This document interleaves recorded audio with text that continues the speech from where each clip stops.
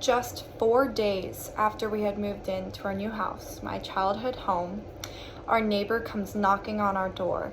My mom rushes over, answers. They sit there and chit chat for a couple of minutes, and then our very nice neighbor asks, "Do you have any painkillers?"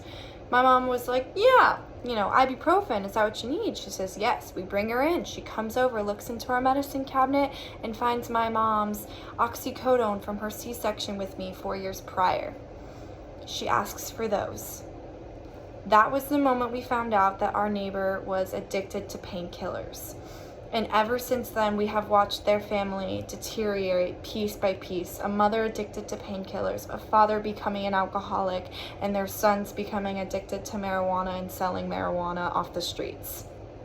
This has come to happen way too often in America. We, as a society, prescribe opioids as if it's candy. We have no problem giving it when someone complains about pain.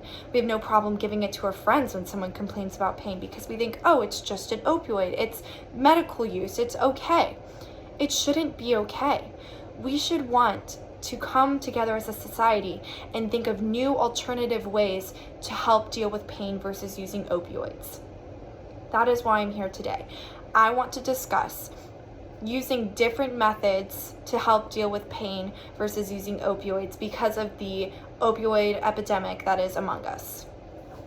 First, we will discuss the addiction and death rates of opioids and explain how dangerous they really can be. Then we'll discuss different alternative ways to help deal with pain versus using opioids. And lastly, I will discuss a controversial topic on whether or not we should completely get rid of opioids in general in America. To begin with, we will start with how many people in America are prescribed opioids. As of 2020, the CDC stated that 142 million Americans were prescribed opioids. That is 43% of our population. Nearly half of our population has been prescribed opioids. And of those 142 million civilians, we have 10.1 million who misuse the drug. 10.1 million misuse. This means that they may use somebody else's prescription, or they may take more than they're supposed to, or they may take it longer than they're supposed to. Of those 10.1 million, 78,000 of those Americans have died from an overdose of opioids. Opioids, yes, they relieve pain. However, they come with side effects. Side effects may include nausea, vomiting, constipation, pruritus, dizziness, a dry mouth, and sedation. This was stated by the Faculty of Pain Medicine. So yes, it does relieve pain. However, there are side effects to taking opioids. Furthermore, we are going to discuss different options when it comes to pain. After a surgery, you are generally given opioids to deal with pain. What we don't discuss is another option of maybe doing physical therapy to deal with the pain. If you stretch out your body, if you move in different ways to help deal with the pain, to help make it better. This is to help make the issue at hand better versus just masking it with opioids. The American Society of Anesthesiologists discuss different methods to deal with pain. They give options such as physical therapy, acupuncture, surgery, nerve blocking, marijuana, pain pumps, spinal cord stimulation, and even stem cell, which we will discuss furthermore. Acupuncture was first created about 3,000 years ago in China. This was Eastern medicine, and it was used for a multitude of reasons, but it's also very helpful when it comes to pain management. Dr. Jason Ho and RN Michelle Middleman described that scientific research increasingly supports use of acupuncture and treats many conditions in addition to pain. Acupuncture is when you take very thin needles and you place it in different spots in the skin, generally in the area where you're feeling your pain, and it helps to block the pain receptors so you don't feel the pain anymore. It generally does the same thing that an opioid does. However, it doesn't change the chemical makeup in your brain. It's literally just changing that tiny spot that you're feeling pain in.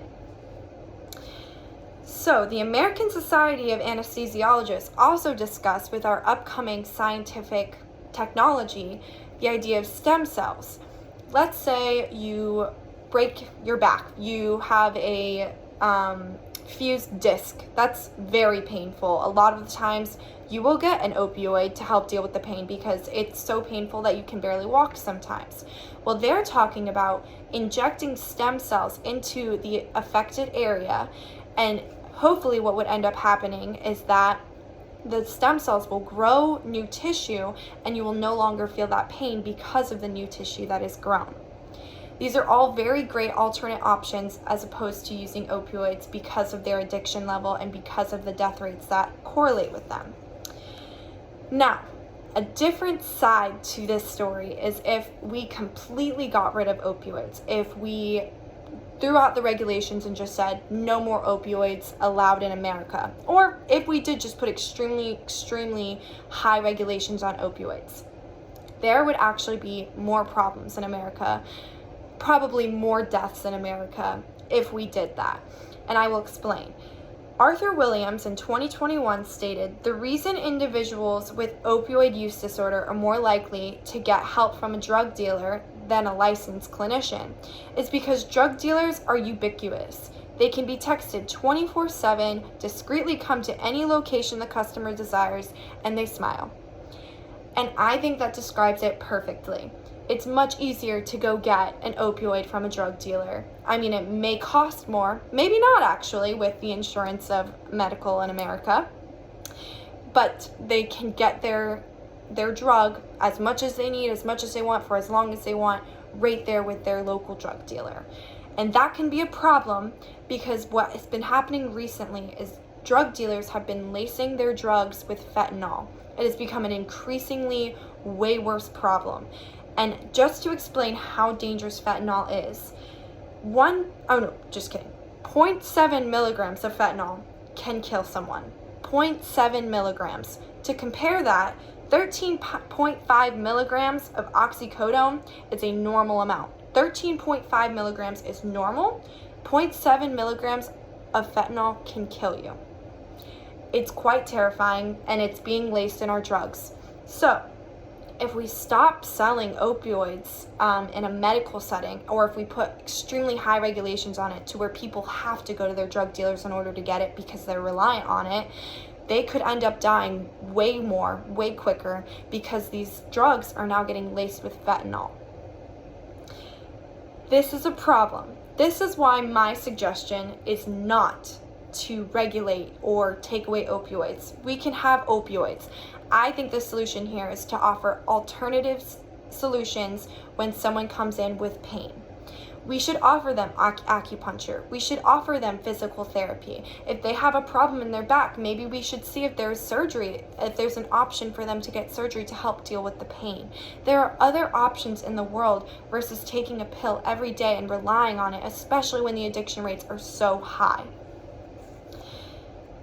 I grew up next to a family that deteriorated, that literally lost everything because the mother was addicted to painkillers. And I'm sure I'm not the only individual who has seen it firsthand. I'm sure there are many of you out there who have seen this.